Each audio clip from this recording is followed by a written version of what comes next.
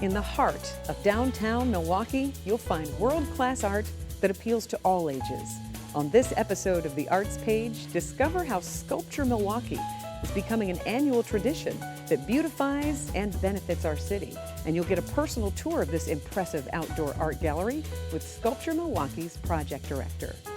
Plus, meet the man taking great care of the masterpieces inside the Milwaukee Art Museum. That's all coming up now on The Arts Page.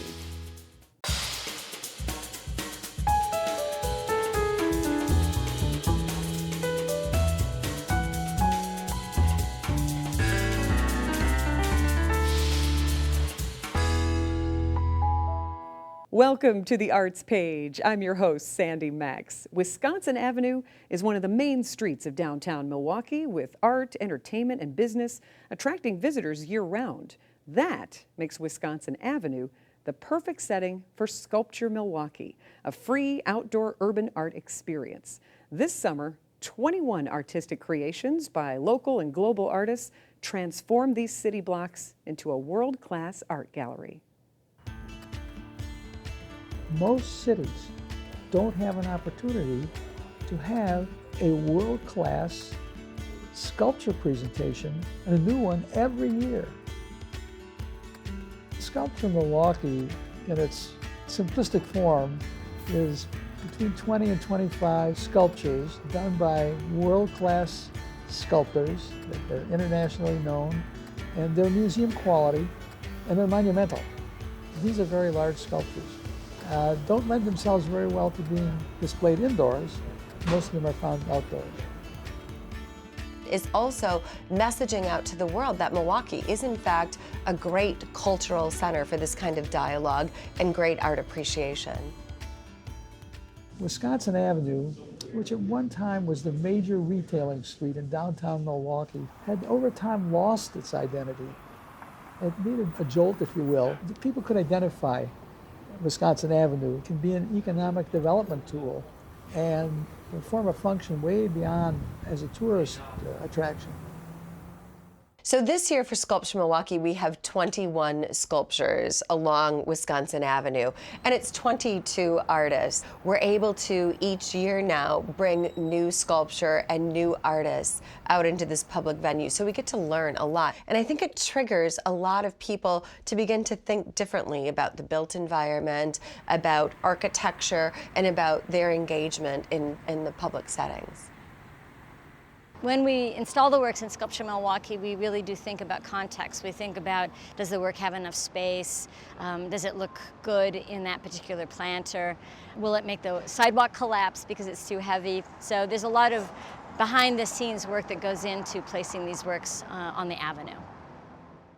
I have to confess, the one that really makes my heart race is still the love sculpture. The Robert, Indiana love sculpture, to have the iconic work of one of the most famous pop artists in the world, is really pretty special. I love the Tony Tassett mood sculpture.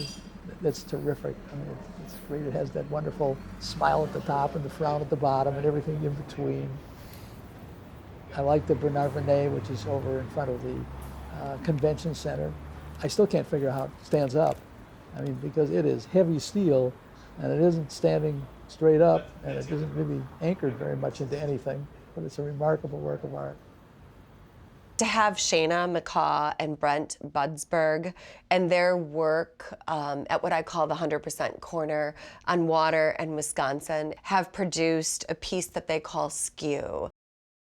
This piece is a replication of a shed structure that kind of references historical architecture. Skew is built entirely out of white pine, and in fact it's built out of one tree that was on my parents' property and it fell in a windstorm. It's all traditional mortise and tenon joinery. The joinery used here is very much based on the joinery that would have been used in a traditional timber frame construction. Of course, the difference is that we've skewed the entire structure 25 degrees in two different directions, and we've also skewed the joinery along with that. Over time, buildings that were built this way tend to kind of go, start to slump, sometimes forward and sometimes sideways and sometimes both. Yeah, and I think just as artists, we're really interested in the geometry of how these structures fail. We're hoping that people do kind of circumnavigate the piece when they come out to look at it, because it's extremely different from every single vantage point. One of the most important things that we're bringing to the city through these sculptures is, how does this make you think about the city you live in differently?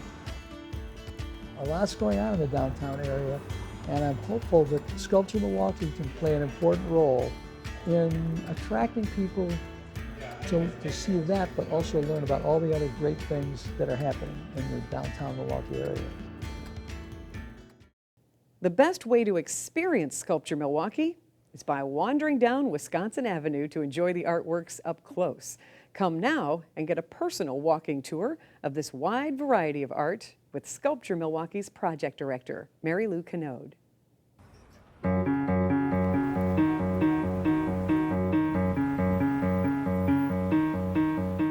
Sculpture Milwaukee is in its second year of bringing world-class artwork to downtown Milwaukee along Wisconsin Avenue. This year we have 21 pieces. We're standing in front of Robert Indiana's love sculpture. Indiana started making works based on the word love in 1961. Indiana was thinking about the complexities of love in the 1960s when America was really in a lot of turmoil. He's made this in different sizes and different colors, so you may have seen them elsewhere. Kiki Smith has done works based on the body, but most recently she's been looking at Alice in Wonderland. So this Alice behind me is actually based on the story by Lewis Carroll. Alice is floating. She's a little girl, but a giant shape. And one of the most important things that outdoor sculpture does is it changes our sense of scale. Because of the white paint that the artist has used over her bronze sculpture, she really floats in the landscape. Because of the color, she really stands out from quite a distance. This is the work Reason to Be by Jessica Jackson Hutchins. This is actually a decommissioned bus shelter. She created some beautiful stained glass windows for the shelter to replace the advertisements that we normally see. Inside of the piece, she's put a hammock in this business district as a chance for the workers downtown to really take a break from their work environment, to maybe dream, maybe have a nap. Magdalena Abakanowicz is a Polish artist who emigrated to the United States after World War II. Her work is very often these headless figures, very deeply textured because of the burlap she uses to form them. But her work is often about the inhumanity of humans towards one another. What's unique about this piece, too, is if you go around the back, it's hollow. It's quite dramatic in art history when the body moves forward and the leg breaks the plane. So this is Erwin Wurm's Half Big Suit. Erwin Wurm is an Austrian artist. And what's interesting about Wurm is that the works are both a little comedy and a little tragedy. We see a guy in a jaunty pink suit, like Casual Friday, and yet he's missing part of his body. So he's adopting this really very silly walk, but in fact, he looks like he's about to topple over. It makes you think about the really tricky balance that we all strike in our daily lives. Richard Deacon's piece, Big Time. Deacon is a very well-known British artist. What I love about this piece is that it sort of defies categorization. It looks like it's full of air and it might float away. It looks like a bracelet that I have at home. Deacon is a really broadly generous artist who really wants you to bring your own meaning to the work itself. Liz Glenn's untitled burger with extended arm. You can see it is just a very interesting and distorted figurative piece of bronze sculpture, very traditional, but you'll notice there's some really very odd elements about it. Liz Glenn has cast from Auguste Rodin's Burghers of Calais to create a series of artworks. And she followed Rodin's process of reusing the different body parts of his work. I think that this body's attenuated look maybe reflects some of the things that a lot of our fellow citizens are going through. Ghada Amer's Blue Bra Girls. Ghada is an Egyptian artist who grew up in France, and she really lives between East and West. Ghada's work is really always focused on the female form.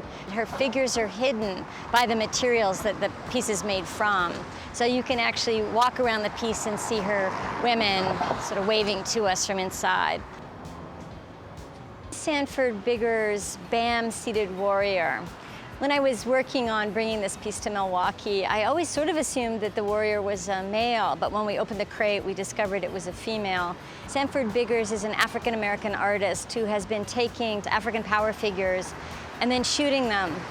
And so if you look closely at this piece, you'll notice there's part of an arm and a leg missing. So Sanford Biggers is really evoking the power of African figures in our American history.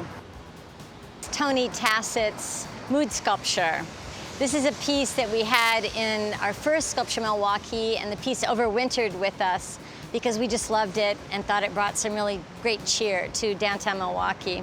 Tony is using the smiley face, which really is the first American emoji. It was designed in 1963. He stacked them, but he starts with the purple face on the bottom, looks pretty unhappy, and goes all the way up to yellow on top. They think, well, where am I on this scale of happy to sad? And I often end up at orange, and evidently psychologists have said that most people find them on the orange of daily life, and that's actually pretty great. Cuban artist Joan Capote's work, Nostalgia. So what you see is a suitcase filled with bricks. This is a bronze cast from the suitcase that Capote used to use when he was going back and forth between Cuba and New York.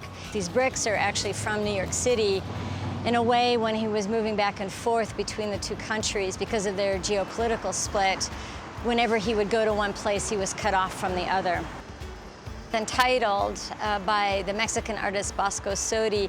He uses clay to create these extremely large cubes, and then he builds a construction out of them. If you look very closely, you can see the different colors of soil and clay that Sodi is using to create his cubes. Not one surface is the same. Just think about the scale of how our cities have been formed over the last 100 years versus the previous 200,000 years.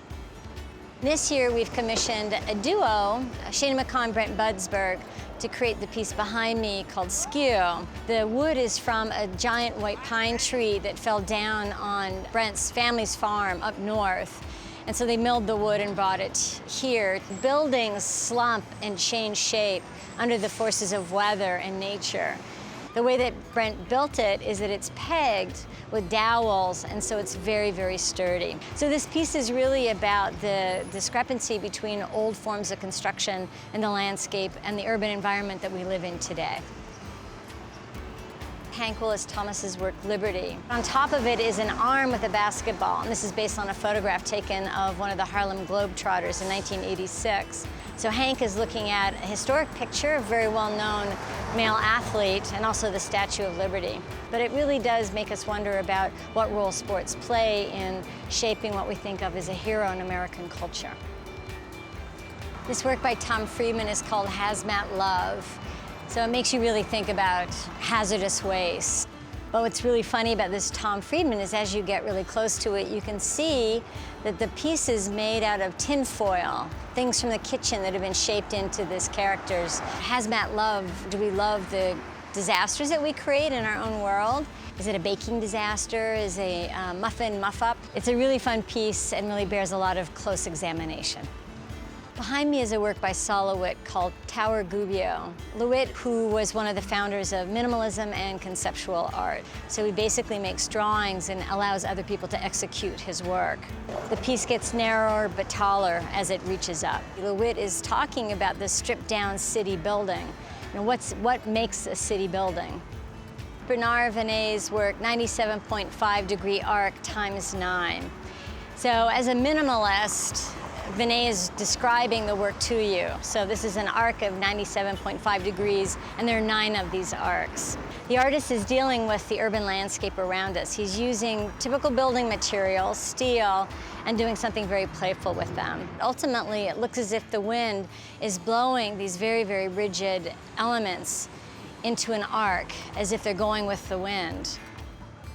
Behind me is an artwork by the British artist Gary Hume called Bud Bronze. He's taken something that is normally very bright and made it a very dark, very somber color. There's something really lovely about this piece along the avenue as well, where we're just talking about buildings and concrete and hard landscapes. It's really nice to see this piece honor the landscape that exists underneath all our concrete. American artist John Henry has been making these large-scale geometric abstractions since the 1970s. He also makes these steel materials very expressive. So this bright color of Zach's Tower is a really very cheerful way to look up through the sky. Marker number 2. Mel is based in New York City, and he is very well known for using found materials that's made of cement. It seems very heavy in a way, and yet because of the way the artist has managed it, it also seems very light. On the ground below me is a work by Serbian artist Ana Pravaci. So the shadow on the ground is actually of a very well-known sculpture, Michelangelo's David. And so in a really very humorous way, Ana Pravaci as an artist is talking about how the shadow of very famous artworks like this really weigh heavy on every generation of artists who are trying to make something substantial and meaningful. You've seen 21 works by 22 different artists. Everything in our city landscape was designed by someone who thinks about function but also beauty. And so Sculpture Milwaukee is bringing another layer to the already very busy environment that Milwaukee has in its downtown area. There is still so much more to learn about the art and artists of Sculpture Milwaukee. Find out more and plan your visit at the official website, sculpturemilwaukee.com, or download the Walking Tour app on your smartphone. At the east end of Wisconsin Avenue, you see the Milwaukee Art Museum as a lakefront landmark, but often unseen are the people who work hard preserving the precious art there. Meet Jim DeYoung, senior conservator at the Milwaukee Art Museum. For decades, he has used his creativity and diligence to maintain and protect the fine art at the museum.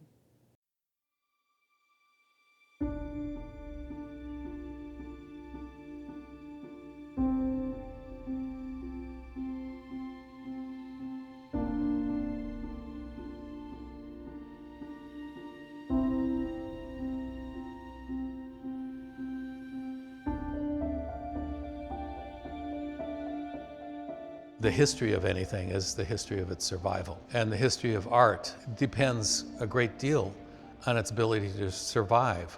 And as a museum, we are charged with the preservation of these objects forever and ever. And this is Jim's job. I was hired to do the in-house matting and framing.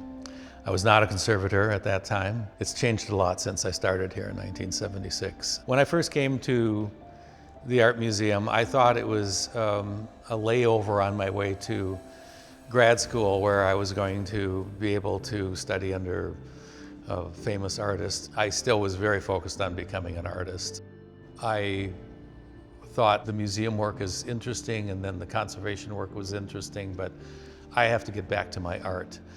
And I would say about 10 years after I started here, so around the mid-80s, I finally realized that, hey, I'm on a roll here. This is something that could be a destination. So this is Main Street area, but this is my old lab. I had to kind of create a clean space in there every day and keep the door closed and make sure that I was able to preserve the art amidst all of the chaos.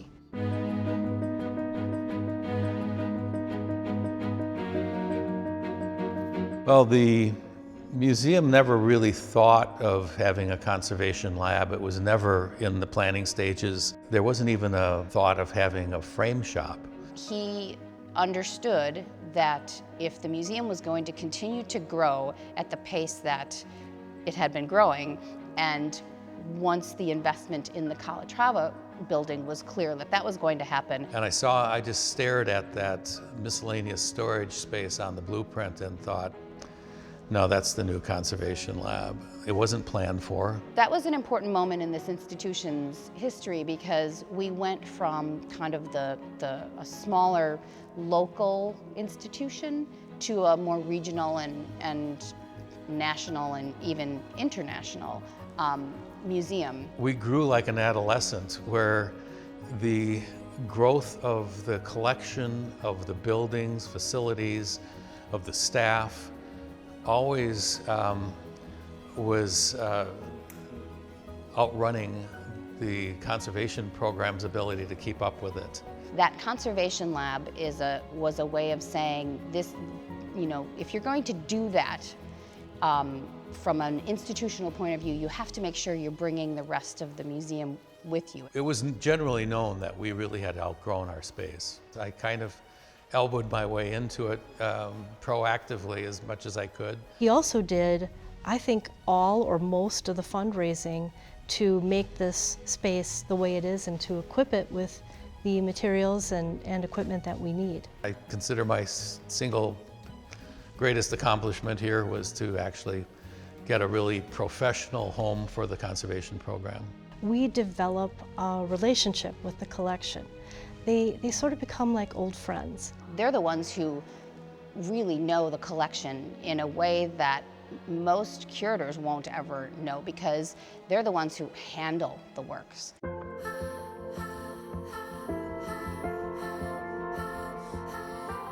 We try not to move it as much as possible. It's the Cornelia Parker, once-in-a-lifetime, retrospective. Artist intent is very important. It's a window into the thinking of any particular period of time. The creativity is certainly involved in solving unique problems with each individual piece. The sculpture is Dwayne Hansen. The piece is entitled The Janitor. He looks like a real person. He's one of the most popular pieces in the collection. This is why we have white tape around here to keep people from touching and handling it. People really want to steal the pens or add pens. This is a very fat file, probably one of the biggest files we have. We have letters from Dwayne Hansen himself Giving us a very specific information on its care. that include clumps of hair and his permission for us to use glue of any kind and replace that hair. You want to make it as convincing as possible. The glasses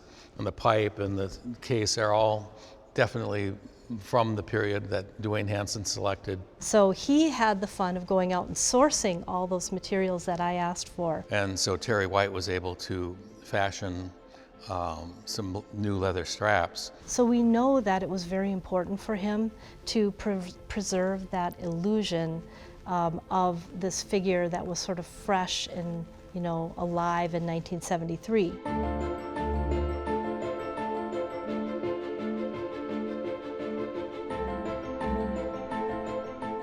There were things that I never dreamed that the conservation field would get me to this point. I thought I had to become a famous artist in order to get to the experiences that I was having. One of the artists that was the reason I got into conservation was Vasily Kandinsky. It awakens in me my discovery of art. He would have a paintbrush in each hand. Probably the most profound experience I had was my older sister was so struck with my interest in art, and especially that artist, that for Christmas that year, I was, I think, 12 years old, she gave me a coffee table sized book of Kandinsky, which I still have. A few years ago, we did an exhibition on Kandinsky, and I had to do all the very close inspection of these Kandinsky paintings in Paris and then oversee their packing. And I could barely catch my breath because each painting brought out, I had this vision of this 12-year-old turning this page in this coffee table book, and I just wanted to get back to that 12-year-old and say, you're not going to believe this, but when you're in your late 60s, you're going to be doing this. To have that kind of access to that painting in the same room and having my magnifying visor on and inspecting them and seeing the brushwork, and you almost start communicating with the artist at that point. It really creates almost a time-traveling kind of effect.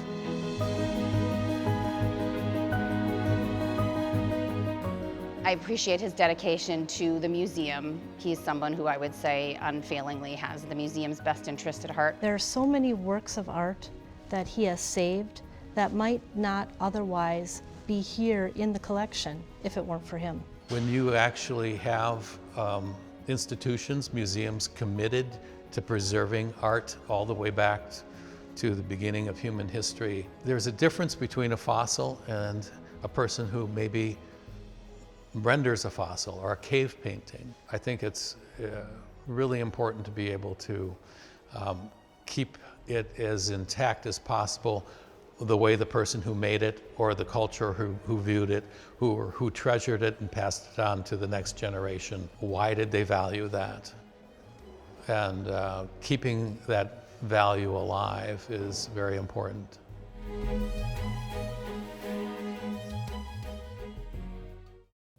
Want to see the artistic treasures that are so lovingly cared for by Jim DeYoung and the curatorial team at the Milwaukee Art Museum? Go ahead. Plan your visit at their official website, mam.org. What local art stories are you curious about? We'd love to hear from you. Please call us at 414-797-3760 with your feedback and story ideas. You can watch past episodes of The Arts Page online at the Milwaukee PBS website at milwaukeepbs.org. And you can like Milwaukee PBS on Facebook. I'm Sandy Maxx. Thank you for watching, and please join us next time for another half hour full of art on The Arts Page.